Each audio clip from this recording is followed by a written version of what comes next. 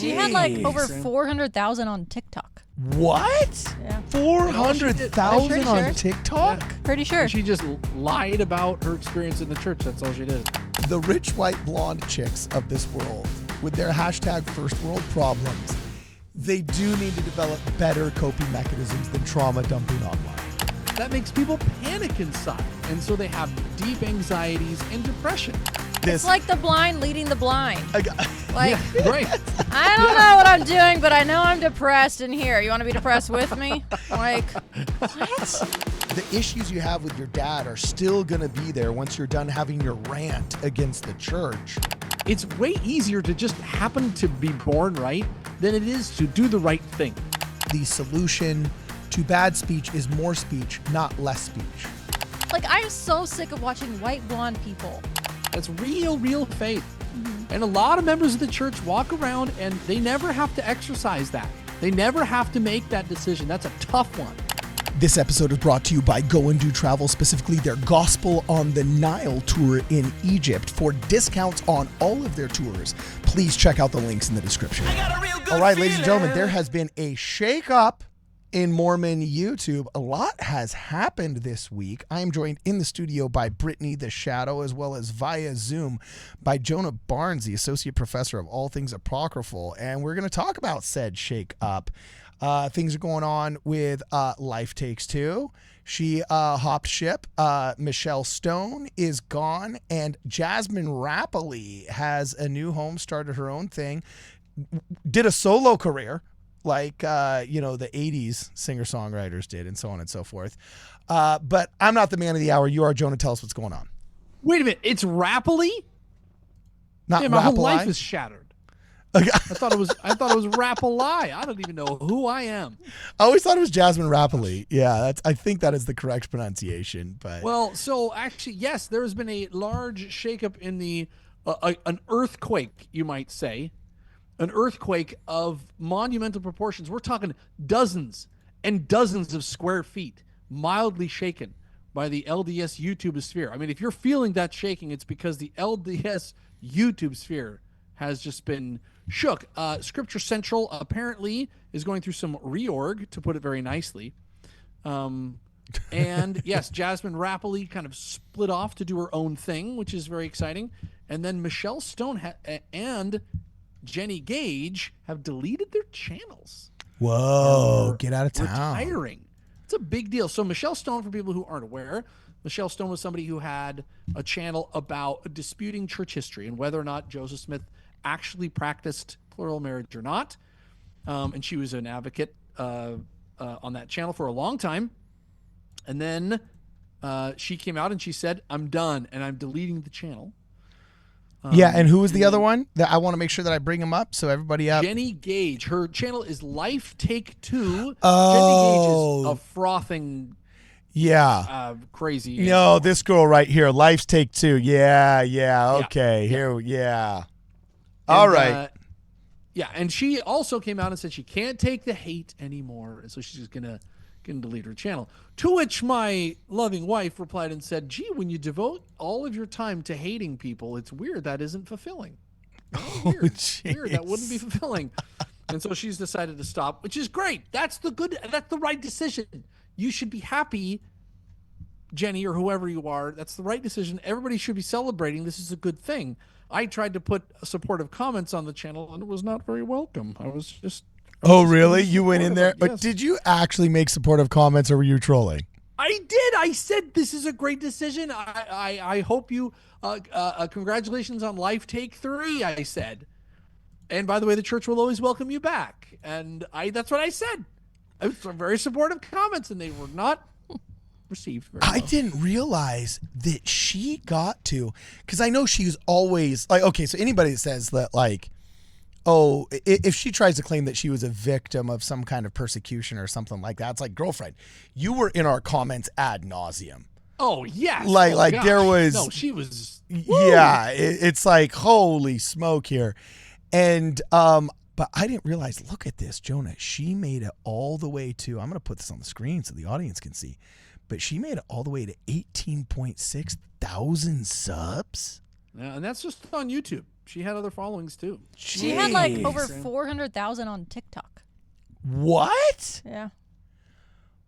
400,000 on sure. TikTok? Pretty sure. And she just lied about her experience in the church. That's all she did. Is just lied about. Well, her I know experience. she got invited on like that one talk show, and they had to read like a legal statement from her husband that said like she lied on air, and they were like, "We are legally required to tell you that this is total fabrication here." Oh, that's brutal. Okay, I looked up. Her TikTok has 387,000 followers. Jeez Louise. Okay, so she's gone. And you said something really funny before the show. What did you say, babe? What was it again? You showed me another social media of some up-and-coming anti-Mormon, and I looked at it and I said, wow, another white privileged blonde girl. Riveting. Like what? I think you said, why is it always rich white blonde why is it always girls? rich white blonde people that are like, I'm so depressed? Oh, I don't know. Savage. Okay, I don't know the first thing. Actually, I shouldn't say I don't know the first thing about this woman. She did come onto my social media feed because she was saying anti-religious, anti-faith stuff, anti-Mormon stuff, right? But she was definitely not as toxic as others. So we give credit where credit is due. And she was not as toxic. But she was toxic enough that it, raised an eyebrow. And I was like, whoa. And I did click on her profile to see who is this and, see what she's about. And what's so funny is it comes up and it says, Natalie, trauma healing, religious deconstruction. So, of course, there's all the woke dog whistles that we're used to hearing, deconstruction and so on and so forth. But anyway, I go back to it, right? And it says so it's called Natty Journals, all right? And it's, how, like journaling is the act of like writing a diary, right? And it says, tried journaling, ended up trauma dumping online. Healing out loud so you don't feel alone. Ex-Mormon, relatable rants, greater sign than organized religion. I think it is so telling. It's like the blind leading the blind. Right. I don't know what I'm doing, but I know I'm depressed in here. You want to be depressed with me? Like, what? Okay. So I have no problems with people thinking out loud. We're all bumper bowling through life. Sure. I'm not trying to dunk on anybody here, right? But I do think the rich white blonde chicks of this world with their hashtag first world problems, they do need to develop better coping mechanisms than trauma dumping online. Like, I the don't sacrament think- bread. They never had a wheat bread in the sacrament tray. It's only white bread, and I think that that's very telling that it's a white patriarchal church. Like that's literally the kinds of things they say. Okay. So you are That savage, that sounds babe. like a joke. Like that sounds like a joke, but that legit is something that they would say. Okay, and that's Why obvious. isn't there more diverse bread in the sacrament tray? Okay, stop. So look, I'm playing the role of Brad here. This is usually me going on the offensive. Yeah, then you'll have to against say these people. sorry. I have to say sorry. That's funny. Well, he is Canadian. Anyway, I would just say that I notice a very destructive cycle that I think is a little bit of a social contagion amongst those that have the luxury beliefs of wokeism. What you would call the hashtag first world problems crew people. Mm-hmm. What Kwaku L would call the Girls Camp podcast people, so on and so forth. Is I've noticed that woke forces you to change the narrative of your upbringing. And a lot of these people, they kind of have, shall we call it daddy issues or family issues or trauma issues from like legitimate divorces from bad people.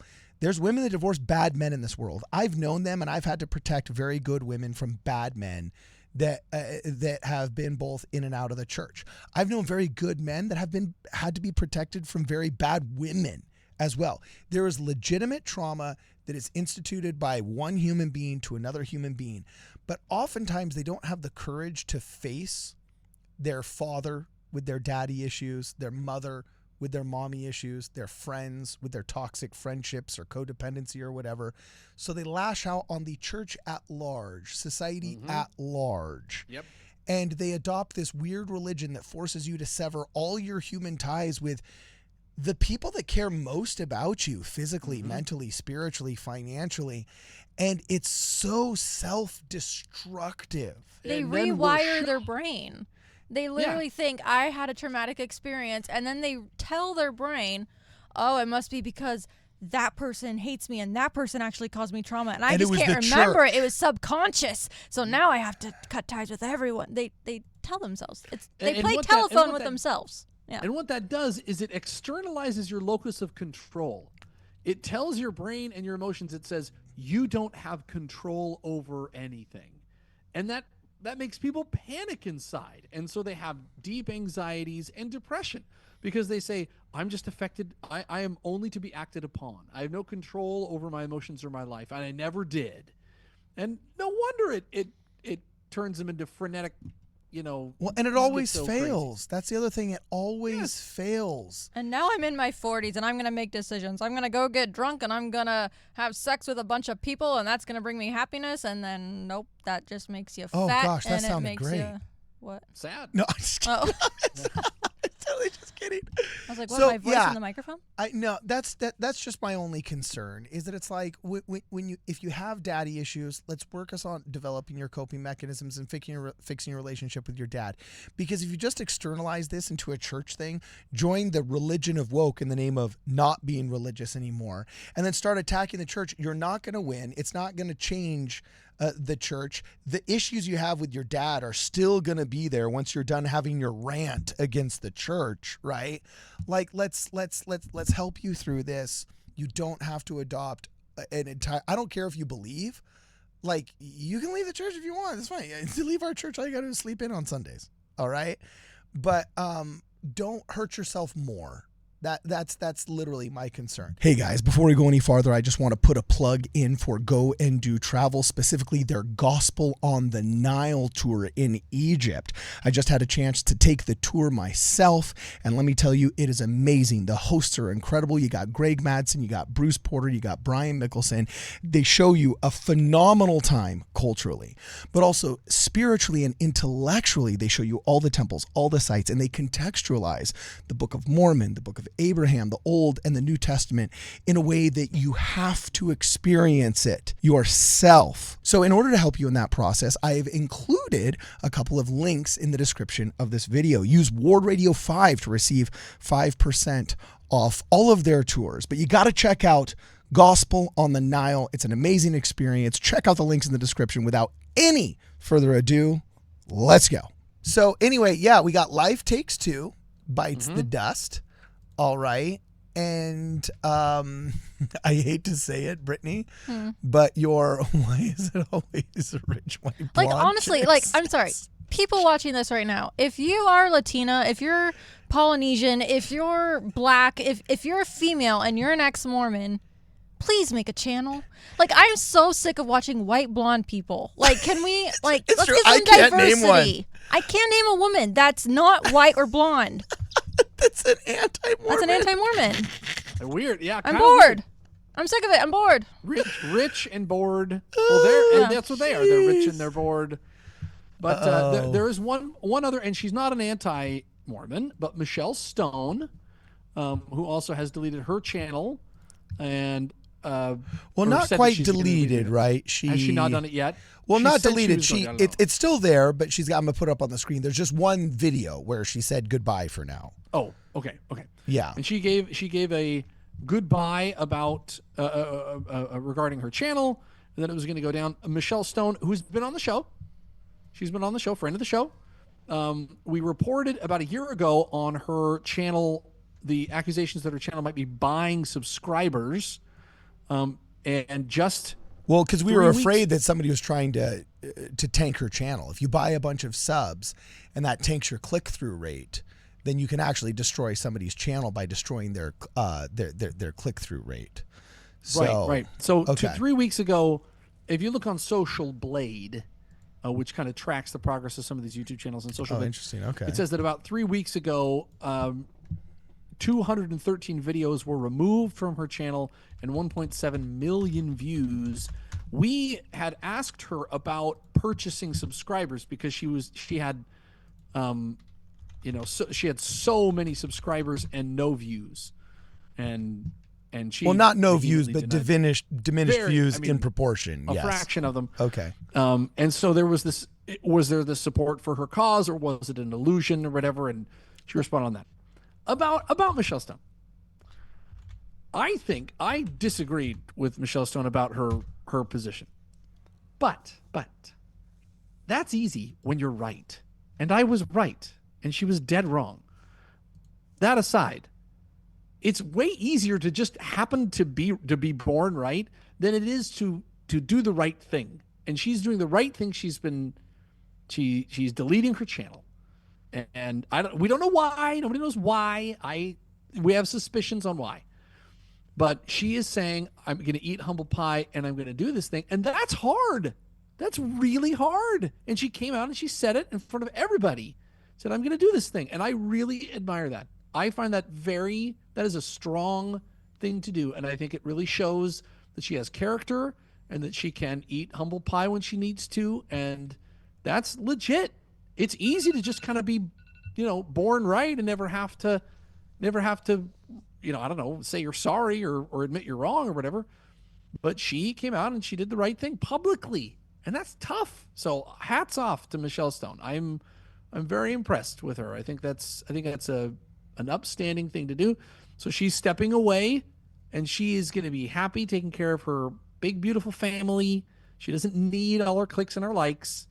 And I think that's a cool thing that she's making the right move. So, okay. Interesting take. So I did actually a lot of homework on this, because I'm always very concerned about how we as a church and as a society treat all of our public figures, right? Whether or not, like, just for example, whether or not you believe that Tim Ballard walked on water saving children every 3 seconds of his life, or whether or not he was Mormonism's Jeffrey Epstein, all right? Whatever you believed, I take issue with, do we excommunicate via tabloid now? Like, is that a thing? Do we do excommunications via tabloid now? Because I'm a public figure. Like, am I going to wake up one day and the New York Times, I find out I'm no longer a member of the church by some de facto statement coming out of an elderly apostle's office, but not really, because I don't know, but apparently it is. But can we verify that? So I take issue with how we treat public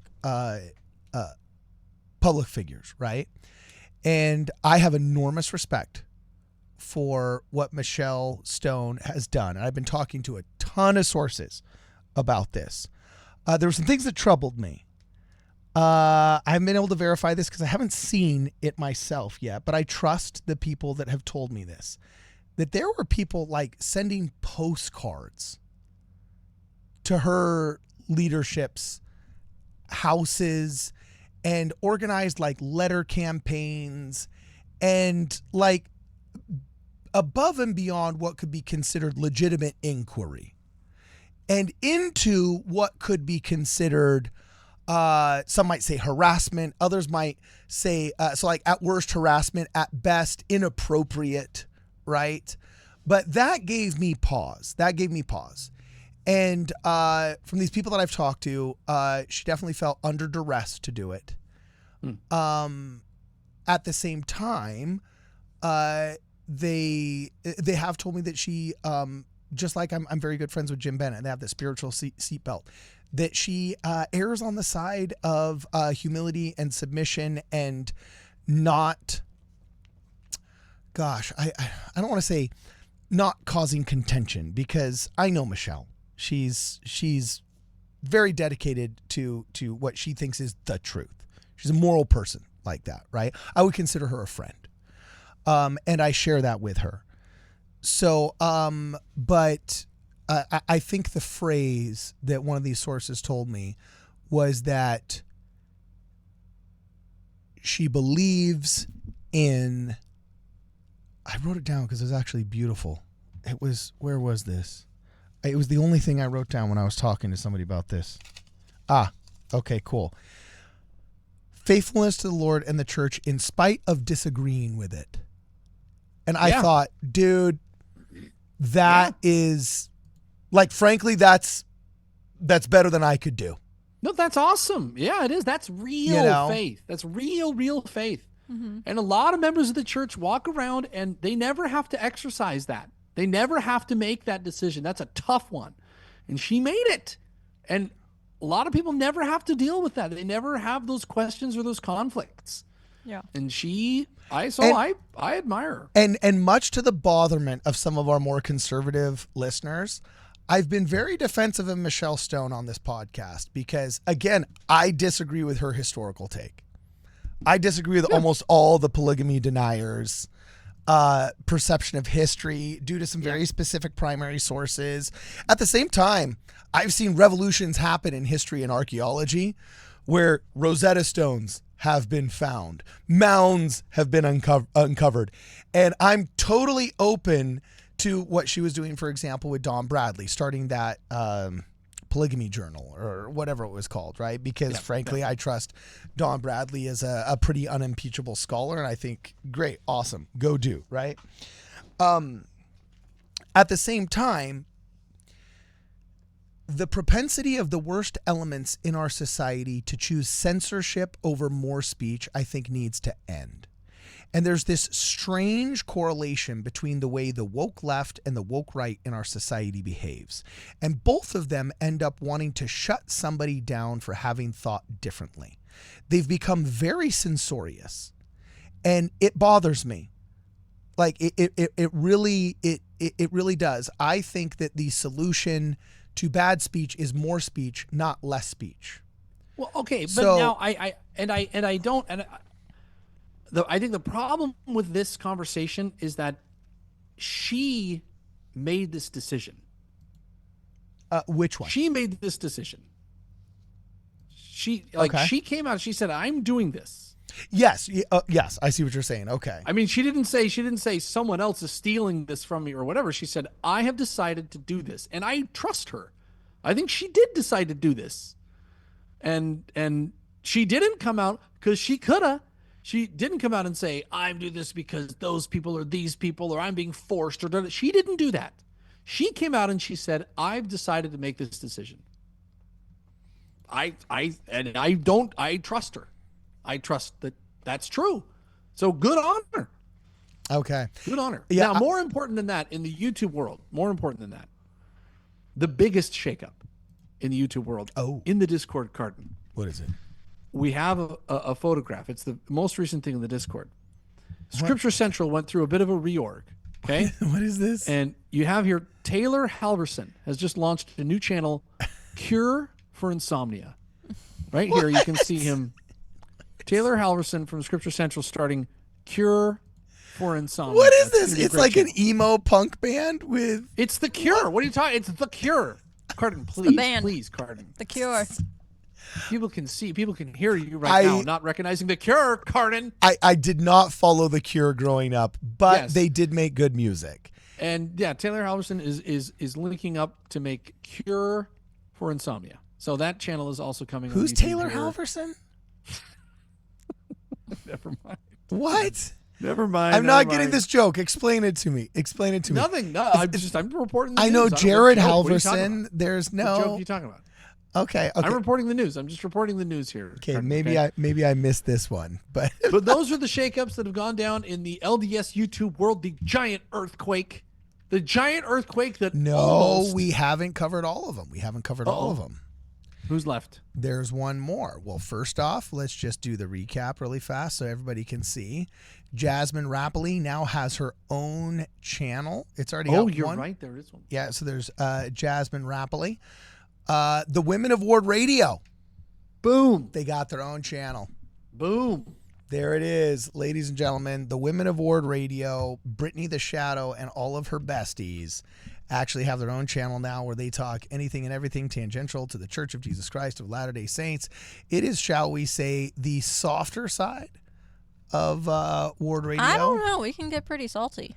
We tried to keep them shackled by their ankles in the kitchen, but they broke out. Yeah. And now they're making their own channel. Please follow us so that we can get away. Please follow us. I was going to say, shackled in the kitchen. That's right. That's a hot take. That's going to get clipped. But yeah. That's what we do. That's what we all do. So here's the here's the ones that we should have the music like they have in the Oscars. Like, these are the ones that we've lost, right? And we would say, okay, so Life Takes Two, vicious anti-Mormon, gone. All right. Jasmine Rapoli has started her own new one. The fact that Scripture Central found a way to lose Jasmine Rapoli is just mind-blowing to me. What's her new channel? Bro. What's it called? It's just called Jasmine Rapoli. Oh, okay.